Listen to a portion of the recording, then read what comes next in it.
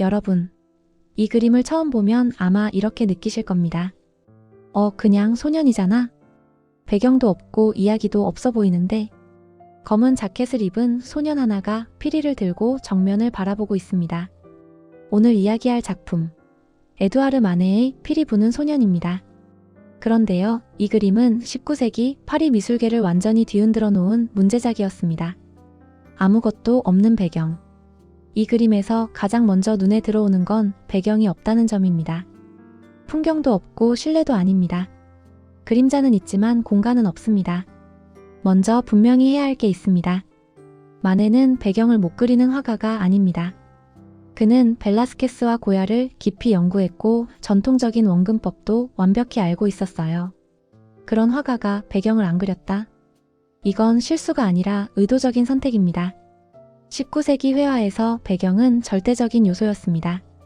배경은 작품에서 다양한 요소를 말해줍니다. 이 인물은 어디 있는가? 왜 여기에 있는가? 어떤 이야기를 하고 있는가? 즉, 배경은 그림의 설명서였죠. 그런데 마네는 이 설명서를 아예 없애버립니다. 배경이 사라지는 순간 이 소녀는 어떤 역할도 갖지 않습니다. 귀족도 아니고 신화 속 인물도 아니고 역사적 사건의 주인공도 아닙니다. 그저 지금 여기에 서 있는 한 사람. 마네는 그림에서 이야기를 제거합니다. 그리고 묻는 거죠. 이야기가 없으면 너는 이 그림을 볼 수 없니? 마네가 생각한 회화는 현실을 들여다보는 창문이 아니었습니다. 그래서 공간의 깊이를 만드는 배경 대신 평평한 색면을 선택합니다. 이 소녀는 어디에도 서 있지 않은 것처럼 보이죠. 바로 이 지점에서 회화는 고전에서 벗어나 근대 회화로 넘어갑니다. 왜 이렇게 평면적으로 보일까? 전통 회화는 입체처럼 보이게 만드는 기술의 역사였습니다. 빛과 그림자, 부드러운 명암의 변화 형태를 감싸는 음영. 하지만 이 그림에서 마네는 그 모든 방식을 멈춥니다. 그래서 이 피리 부는 소녀는 입체적으로 보이지 않습니다. 그림을 자세히 보세요. 검은 제복은 그라데이션 없이 하나의 색 덩어리로 놓여 있고 얼굴 역시 섬세한 명암보다 단순한 면으로 보입니다. 검은 제복, 검은 신발, 붉은 바지, 살색 얼굴. 마치 그림의 색들이 서로 섞이기보다 잘린 것처럼 붙어 있습니다. 이 색들은 깊이로 물러나지 않고 모두 같은 거리에서 우리 앞에 놓여 있습니다.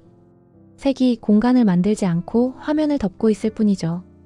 그래서 깊이가 생기지 않습니다. 또한 이 그림에는 바닥도 없고 벽도 없습니다. 원근을 암시하는 기준선 자체가 사라졌습니다. 자세히 보면 마네는 붓질을 부드럽게 감추지 않았습니다. 붓자국은 남아있고 칠해진 물감의 질감이 보이도록 놔두었습니다. 이건 관객에게 계속 이렇게 말하는 것 같습니다. 이건 현실이 아니라 물감이 칠해진 천이다. 그림은 환상이 아니라 표면임을 강조하는 방식입니다. 모델은 누구였을까? 이 소년의 모델은 실존 인물입니다. 소년이 입고 있는 옷은 프랑스 근위대 군악대의 제복으로 그 중에서도 피리 연주자가 입던 군복이에요. 소년은 피리를 들어 입에 가져다 대고 있습니다. 하지만 이상하죠. 소리가 들리지 않고 숨을 불어넣는 긴장도 없고 연주 중인지 멈춘 상태인지 알 수 없습니다. 이 피리는 연주를 위한 도구라기보다는 소년의 정체성을 알려주는 표식에 가깝습니다. 생각해보면 굉장히 이상한 그림입니다. 마네는 소리를 그리지 않았고 이야기도 지우고 감정도 최소화했습니다. 그 결과 소년은 연주자가 아니라 정면을 바라보는 하나의 형상이 됩니다. 마네는 이 사람이 누구인가 보다 지금 여기 이 사람이 서 있다는 사실만 남깁니다. 마네는 이렇게 말하는 셈입니다. 주인공은 이 아이가 아니다. 주인공은 이 아이를 보고 있는 너다. 이 그림이 왜 문제가 되었을까? 1866년 이 작품은 파리 살롱전에 출품됩니다. 결과는 혹평. 스케치 같다. 미완성이다. 그림이 너무 건조하다. 당시 평론가들은 이 그림을 그릴 줄 아는 사람이 일부러 대충 그린 그림이라고 비난합니다. 당시 미술의 중심은 여전히 역사화와 신화화였습니다. 큰 그림에는 영웅, 왕 신화 속 인물이 등장해야 했습니다. 그런데 마네는 익명의 군악대 소년을 화면 한가운데 정면으로 세웁니다.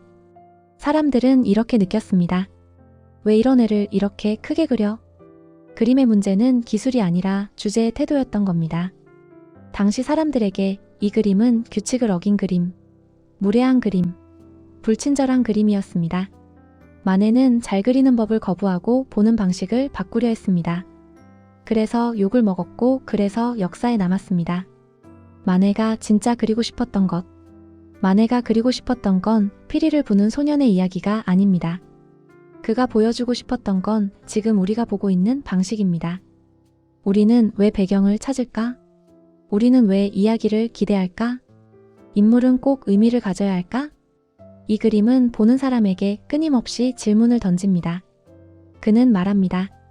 그림은 세상을 속이기 위해 존재하지 않는다. 그림은 그림이다. 그래서 피리 부는 소년은 불편하지만 눈을 떼기 어렵습니다. 마네는 입체감을 버리는 대신 한 가지를 얻었습니다.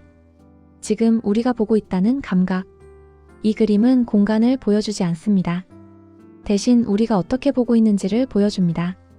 그래서 피리 부는 소년은 조용하지만 결정적인 작품입니다. 근대 회화는 바로 이 평면 위에서 시작됩니다.